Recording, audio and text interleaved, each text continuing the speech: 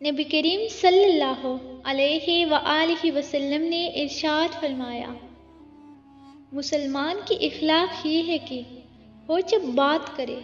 تو اچھی بات کرے، اور جب سنے تو اچھی طرح کان لگا کر سنے،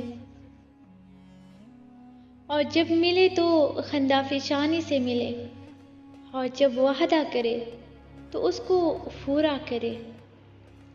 اور پھر نبی کریم صلی اللہ علیہ وآلہ وسلم نے ارشاد فرمایا، دو مسلمانوں کی مثال دو ہاتھوں جیسی ہے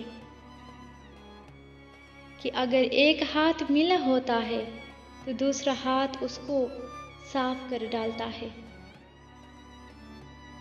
اور پھر نبی کریم صلی اللہ علیہ وآلہ وسلم نے ارشاد فرمایا،